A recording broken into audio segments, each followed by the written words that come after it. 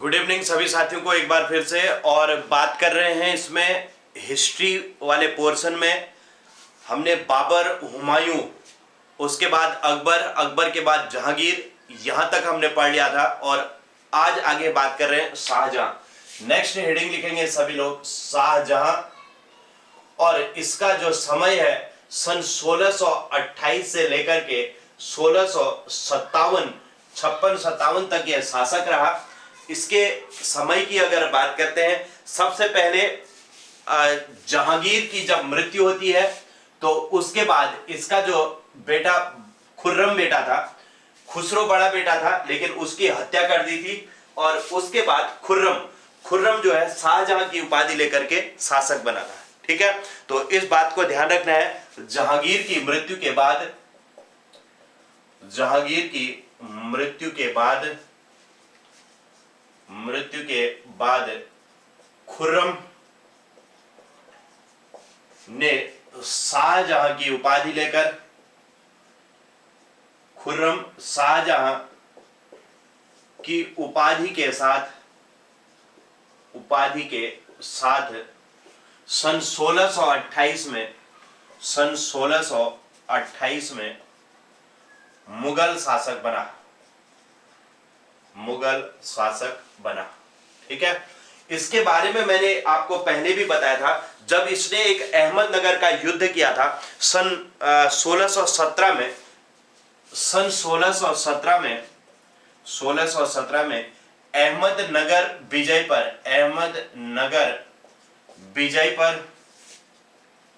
विजय की खुशी में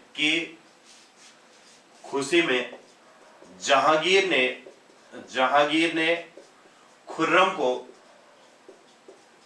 को शाहजहां की उपाधि दी थी। ये सबको याद होगा कि इसको शाहजहां की उपाधि दी थी।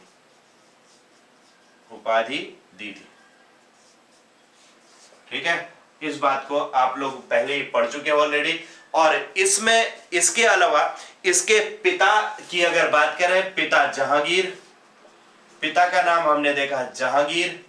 और माता कौन थी? माता का नाम आपने यहां पर ध्यान रखना है। मां इसकी जगत गोसाई थी। मां का नाम क्या था? जगत गोसाई।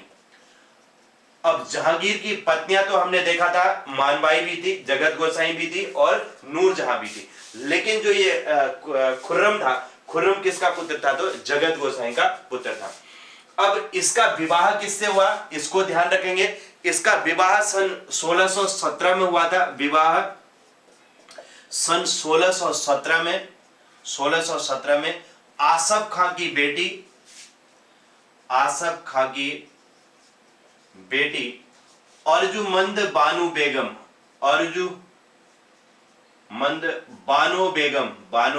बेगम से इसका विवाह हुआ।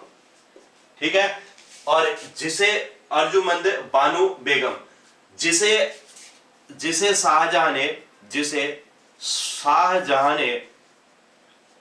शाहजहां ने मुमताज की उपाधि दी थी। उपाधि दी थी। ठीक है, और ये आसफ का कौन था? नूरजहां का भाई था आसफ का। और उसकी बेटी का नाम था अर्जुमंद बानो बेगम। उसी से इसका विवाह हुआ था। और इसकी मृत्यु सन 1631 में, इसको ध्यान रखेंगे, सन 1631 में 14वीं संतान को जन्म देते हुए, 14वीं संतान को जन्म देते हुए मुमताज की मृत्यु हो गई थी।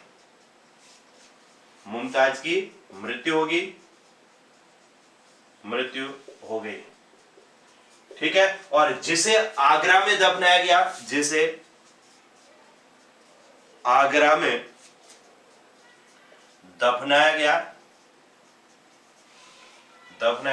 और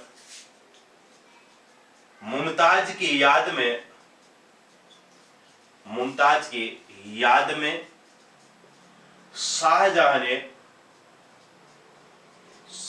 ने ताजमहल का निर्माण किया। ताजमहल का निर्माण करवाया था। ठीक है। और ताजमहल जो है सन 1631 से लेकर के, जो इसी के आगे लिख लेना, जो 1631 से 1653 में बनकर तैयार हुआ। ये बात ध्यान रखनी है कि ये 1631 से इस पर काम चला और 1653 में ये बनकर के तैयार हुआ। और इसे बनाने वाला, इसका जो मुख्य वास्तुकार था उसका नाम याद रखेंगे, मुख्य कलाकार का नाम याद रखेंगे। ताजमहल बनाने वाले कलाकार का क्या नाम था? उस्ताद अहमद लाहौरी जो है इसको बनाने वाला मुख्य कलाकार था। और कहते हैं कि शाहजहां ने इसके दोनों हाथ कटवा दिए थे ताकि दोबारा कोई इस तरीके का ताजमहल और न बना सके। ठीक है, तो ये इसके बारे में था। और मुमताज की 14वीं संतान को जन्म देते हुए मृत्यु हुई थी, लेकिन उसमें से इसके 7 संतानें जिंदा बची थी, बाकी के मर गए थे। तो इस तरीके से उसके संतानों के बारे में अगर बात करेंगे तो फिर कौन कौन थे, इस पर हम आगे की चर्चा करते हैं। और फिर इन्हीं के बीच उत्तराधिकार के युद्ध भी हुए थे। ठीक है,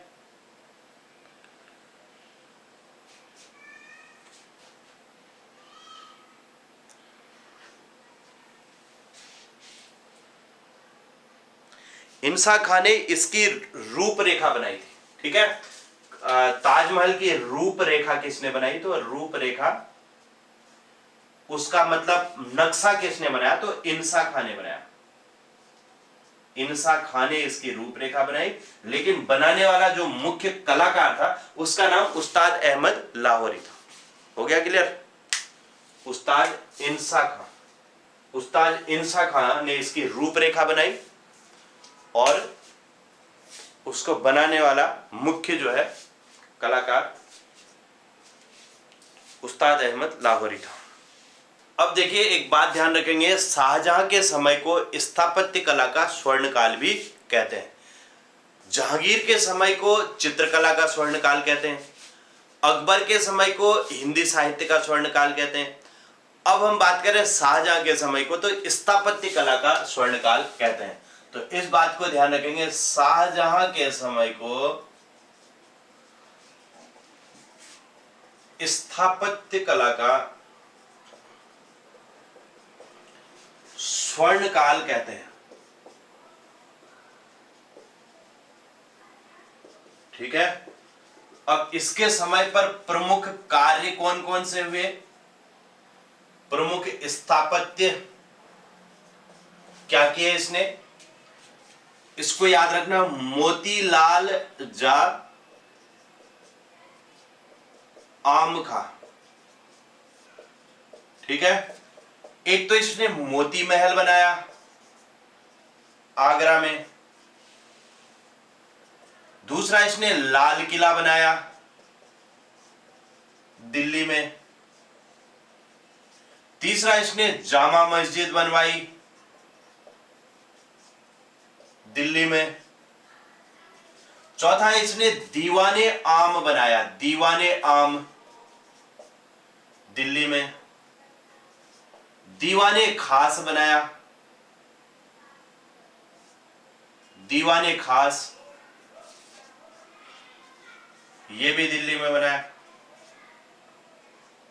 ठीक है, बाकी ताजमहल आप ऑलरेडी लिख ही चुके हो, तो मोतीलाल जा आमखा। ठीक है, इतनी चीजें इसने बनवाई थी। और इधर पर एक बात ध्यान रखना, एक आगरा में जामा मस्जिद बनी थी, आगरा जामा मस्जिद। आगरा जामा मस्जिद किसने बनाई? मस्जिद शाहजहां की बेटी जहां आरा ने बनवाई थी, जहां आरा ने बनवाई। बहुत इंपॉर्टेंट है, इनमें क्वेश्चन पूछे जाते हैं और इनमें कंफ्यूज होता है। एक तो जामा मस्जिद है दिल्ली में, दिल्ली जामा मस्जिद किसने बनाई? शाहजहां ने। लेकिन आगरा की जामा मस्जिद किसने बनाई? शाहजहां की बेटी जहांआरा ने। अब देखो, मोती महल, आगरा मोती महल तो इसने शाहजहां ने बनवाया था। ठीक है, आगरा में जो मोती महल कह लो, मोती मस्जिद कहते हैं वैसे, आगरा मोती मस्जिद है, मोती मस्जिद लिख दे रहा हूं। ये तो बनाई शाहजहां ने, लेकिन दिल्ली में मोती मस्जिद का निर्माण, दिल्ली मोती मस्जिद, मोती मस्जिद औरंगजेब ने बनवाई थी, औरंगजेब ने बनवाई। ये क्वेश्चन जो है बहुत कंफ्यूज वाले होते हैं, इसीलिए इन पर आप लोग फोकस करना और अच्छे से इनको ध्यान रखना। दिल्ली में मोती मस्जिद औरंगजेब ने, आगरा मोती मस्जिद शाहजहां ने, और दिल्ली जामा मस्जिद शाहजहां ने और आगरा जामा मस्जिद जहांआरा ने बनवाई। क्लियर हो गया? मोतीलाल जा आम खा, इतनी चीजें तो इसमें ध्यान रखनी है। इसके अलावा देखो इसने क्या किया था, एक मयूर सिंहासन बनवाया था, मयूर सिंहासन, इसको ध्यान रखेंगे, मयूर सिंहासन, सिंहासन बनवाया था। और जिसे बनाने वाला प्रमुख कलाकार कौन था, इसको भी ध्यान रखेंगे, ठीक है? मयूर सिंहासन, इसे बनाने वाला कलाकार मयूर सिंहासन बनवाया, जिसे बनाने वाला कलाकार, बनाने वाला कलाकार बादल खां था, बादल खां। इसे बनाने वाला कलाकार कौन था? बादल खां। यह भी क्वेश्चन पूछा है। मयूर सिंहासन का मतलब आप समझना, जिसमें कोहिनूर का हीरा लगाया था, इसी मयूर सिंहासन पर उसने कोहिनूर का हीरा लगवाया था, ठीक है? और इसने यमुना के किनारे शाहजहानाबाद बसाया था, यमुना के किनारे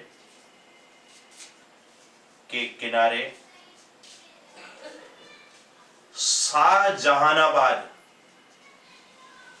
बसाया, शाहजहानाबाद इसने यमुना के किनारे बसाया था, इसको ध्यान रखेंगे।